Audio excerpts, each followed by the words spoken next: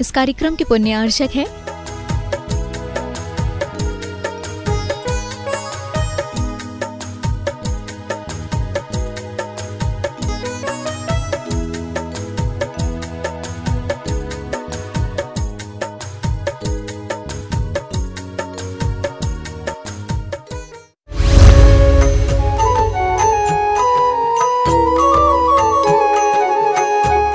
तो ज्ञानावरणादि कर्म प्रकृतियों के कारणभूत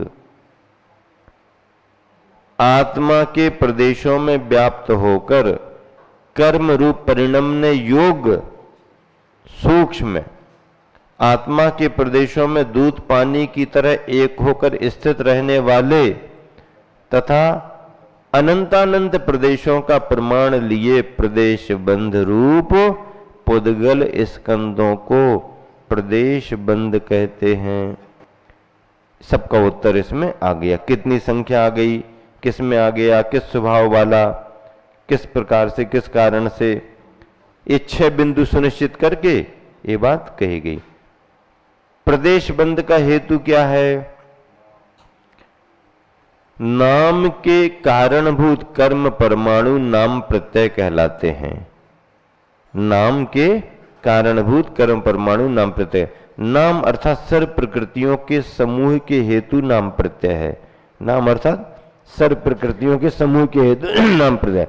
ऐसे अनंत प्रदेश से भी अनंत गुणे, अनंत प्रदेश से भी अनंत गुणे अनंतानंत कहलाते हैं। बे अनंतानंत प्रदेश 8 प्रकार की कर्म प्रकृतियों के योग पुद्गल स्कंद अनंतानंत प्रदेश कहलाते हैं। पुंज बे अनंतानंत अभव्य राशि से अनंत गुणे। अब एक कर्म जो बन रहा है उसमें प्रदेश कितने लगे हुए हैं? पुद्गल के, वर्गनाओं के पुंज कितने आए हैं? तो बे अनंतानंत अभव्य राशि से, अभव्य कितने जीव हैं? अनंतानंत जीव हैं। अभव्य कितने हैं? अनंतानंत। तो अनंतानंत अभव्य राशि से, अनंतानंत अभव्य जीवों की संख्या से अनंत गुणे, हाँ, जितने अभव्य जीव हैं, अभव्य जीव कितने? अनंतानंत। उन अनंतानंत अभव्य जीवों से अनंत गुणी संख्या वाले और सिद्धों के अनंत में भाग प्रमाण। सिद्धों के अनंत में भाग, देखो संख्या कैसी निकाली? अभव्य जीवों की राशि से अनंत गुने ज्यादा और सिद्धों की संख्या से अनंत में भाग। अनंत में भाग बहुत छोटा होता है, अनंत गुना बहुत बड़ा होगा। तो इतनी वर्गनाएं कर्म के रूप में आ जाती हैं अपनी योग शक्ति से। बहुत सूक्ष्म वर्गनाएं हैं। मतलब सुई की नोक जो है ना, ये तो स्कंद है। सुई की नोक स्कंद है, ये परमाणु नहीं है। और ये स्कंद तो दिख रहा है, इससे भी सूक्ष्म स्कंद हैं जो दिखाई नहीं देते हैं, आंखों से दिखाई नहीं देते हैं, पर हैं, अपने स्वभाव से हैं। कर्म बनते हैं और वो पुद्गल की वर्गनाएं, दीवाल में पुद्गल की वर्गनाएं लगी, स्वर्ग के विमानों में वर्गनाएं, लोक के नक्शे में लगी हैं, सुमेरु पर्वत में वर्गनाएं लगी। भिन्न भिन्न प्रकार की वर्गनाएं भिन्न भिन्न काम में आती हैं। जो वर्गनाएं कर्म बनती हैं वो कर्म के काम में आती हैं। सब पुद्गल, संसार में पुद्गल ही तो दिखाई दे रहा है, पुद्गल ही तो बना हुआ है। सृष्टि की रचना पौद्गलिक है, तीनों लोग पौद्गलिक रचना में बने हैं, उसमें जीव और पुद्गल घूम रहे हैं। धर्म धर्म आकाश काल स्थिर बने हुए हैं। जीव और पुद्गल नाचे या में, धर्म द्रव्य कहीं जाता नहीं है, अधर्म द्रव्य कहीं जाता नहीं है, पूरे लोक में व्याप्त है। आकाश द्रव्य पूरे उसमें व्याप्त है ही। काल द्रव्य के एक एक परमाणु जहां है वहीं रहेंगे, कहीं गमन नहीं करते हैं। जीव और पुद्गल गमन करते आते जाते रहते हैं। तो ऐसे इस लोक में संसार में भटकते हुए जीव जो कर्म का बंध कर रहे हैं, वह कर्म का बंध वर्गनाओं को लेकर के होता है। तो कितने पुद्गल के कितने पुंज, पुद्गल के कितने प्रदेश, पुद्गल की कितनी वर्गनाएं आई। अभव्य जीव राशि से अनंत गुने, यानी अनंतानंत अभव्य की राशि है, संख्या है। अनंतानंत क्या कहलाता? अनंत में और अनंत लगा दो। अब अनंत वैसे ही जिसका अंत ना हो वो अनंत है। अब उस अनंत में और अनंत लगाओ, ये अभव्यों की राशि हो गई। और उस अनंतानंत राशि से और अनंत गुने यहां पर लो, और सिद्धों की संख्या से अनंत में भाग, गुना ज्यादा होगा, भाजित कम होगा। इसका मतलब है कि अभव्य राशि भले ही अनंतानंत है, पर उस अनंतानंत अभव्य राशि से और महा अनंतानंत राशि में सिद्धों की संख्या है, सिद्धों की संख्या बड़ी है। हाँ, नाम प्रत्याह जो कहा है, नाम प्रत्यय कहा है ना, तो किस कारण से, किस कारण से ग्रहण किए गए कर्म परमाणु उन नाम वाले ज्ञान वर्णादि रूप परिणत होते हैं।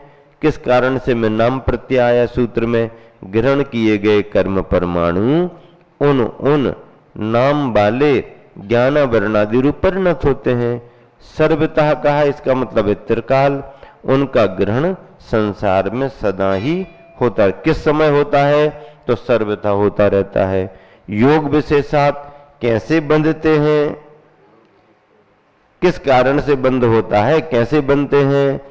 तो योग विशेष के निमित्त से। सूक्ष्म स्वभाव कैसा है? सूक्ष्म पुद्गल ही ग्रहण योग्य होते हैं, स्थूल नहीं। एक क्षेत्र होगा स्थित, किस प्रकार से बंद होता है? जिस क्षेत्र में जीव स्थित होता है उसी क्षेत्र के परमाणुओं का ग्रहण होता है, अन्य का नहीं।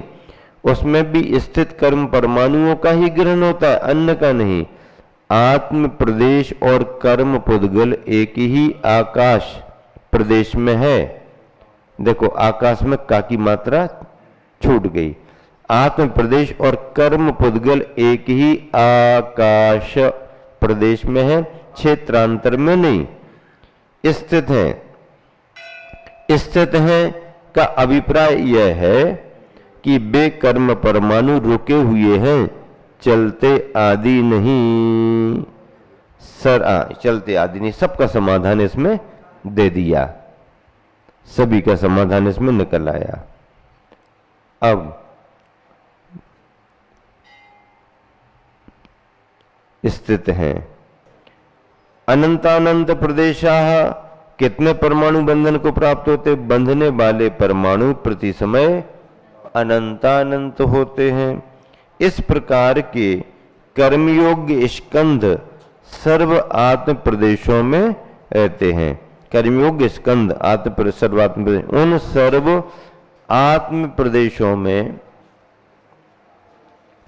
एक एक आत्म प्रदेश पर कर्म प्रकृतियों के योग अनंतानंत पुद्गल स्कंद रहते हैं। इस प्रकार के कर्म प्रदेश ऊपर नीचे तिरछे सब आत्म प्रदेशों में व्याप्त होकर के रहते हैं। इस तरह से ये अब आगे कर्म परमाणुओं की संख्या कितनी है? कर्म परमाणुओं की संख्या कितनी है? ये कर्म परमाणु संख्यात, असंख्यात और अनंत नहीं, अपितु अनंतानंत प्रमाण रूप क्या? अनंतानंत प्रमाण वाले होते हैं। सिद्धों के अनंत में भाग व अभव्यों से अनंत गुने प्रमाण संख्या वाले हैं। बहुत बड़ी बात है। हाँ, सिद्ध कितने हैं? अनंतानंत। अभव्यों को भी अनंतानंत कहा और सिद्धों को भी अनंतानंत कहा। तो अभव्यों के अनंतानंत संख्या की अपेक्षा सिद्धों का अनंतानंतपना संख्या में बहुत ज्यादा है। अनंतानंत पने में भी अंतर आएगा ना, केवल ज्ञान का विषय है। अपना गणित ये जो है ना,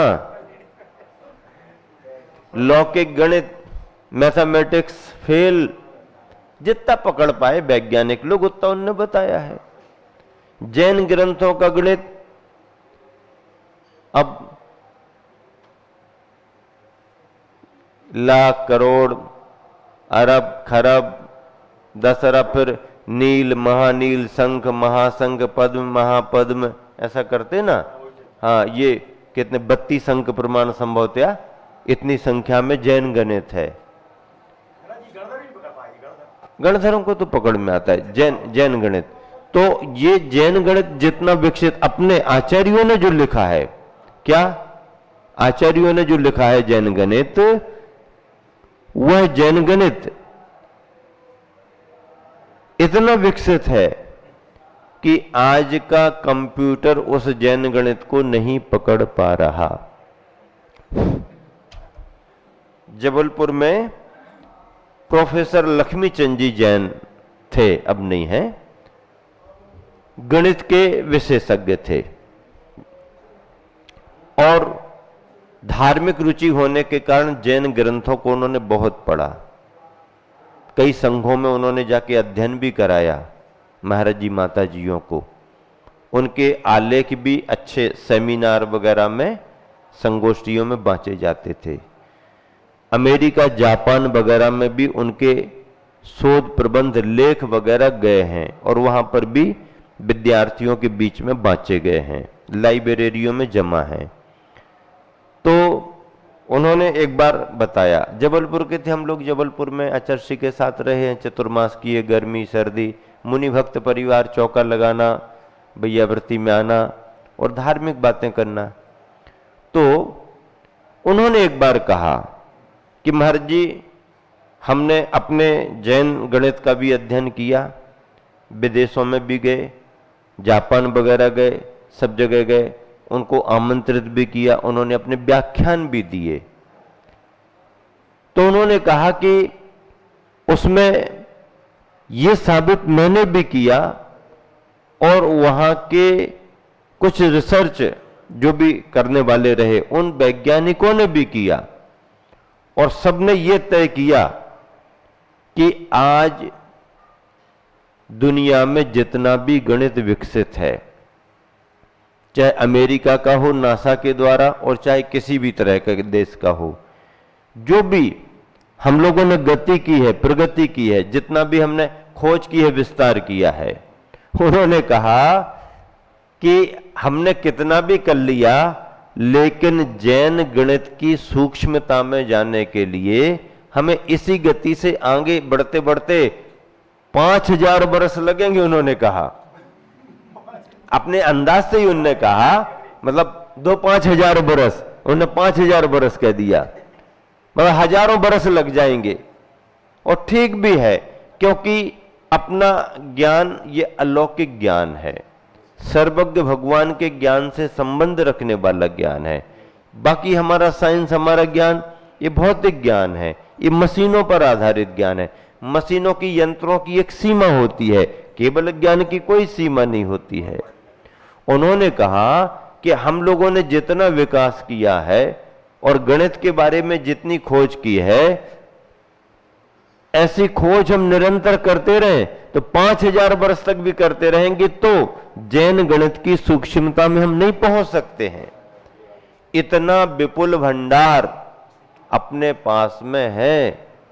आज गर्व के साथ मैं कहता हूं, अपने आचार्य कहते हैं, आप भी यदि पढ़ोगे तो कहोगे कि पूरी दुनिया में प्राचीनता के रूप में यदि कहीं कोई साहित्य है तो वो केवल इतना प्राचीन, इस रूप में प्रामाणिकता के साथ में हिंदू लोग वेदों के लिए मानते हैं 3000 वर्ष पुराने, अपौर से मानते हैं, लेकिन कागज पर लिखी हुई कोई भी बात अपौर से नहीं होती है।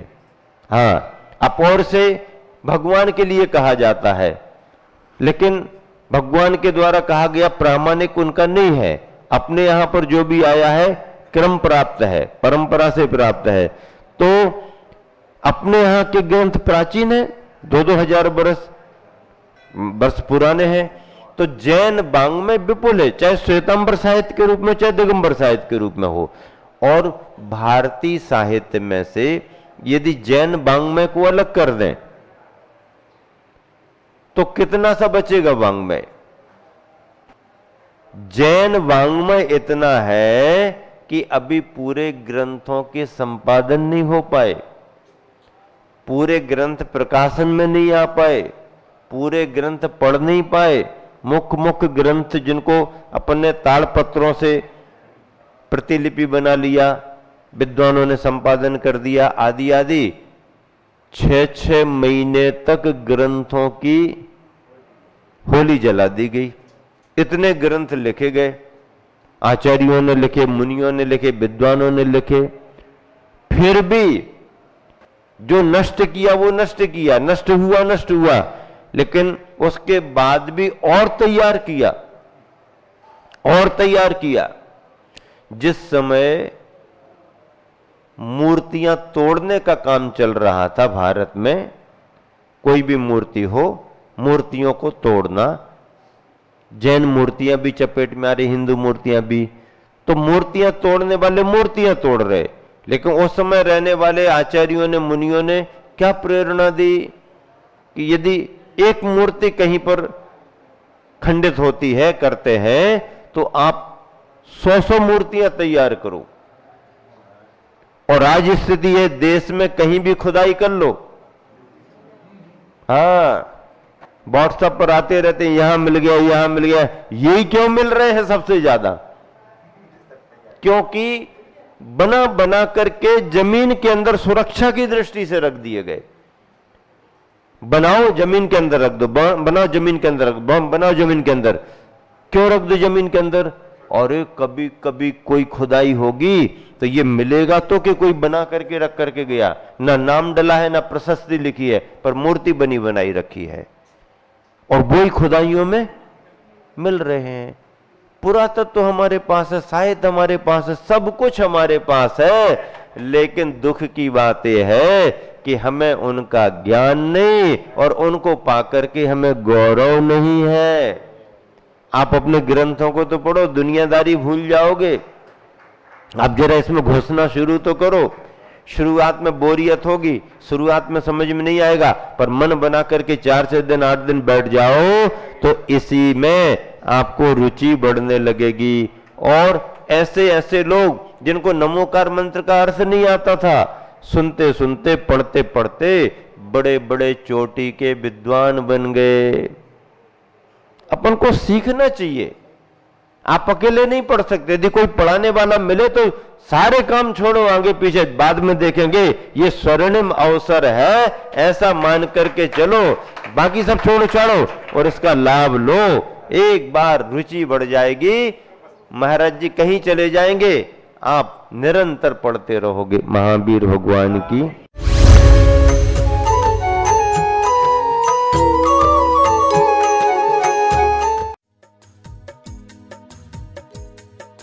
इस कार्यक्रम के पुण्यार्चक थे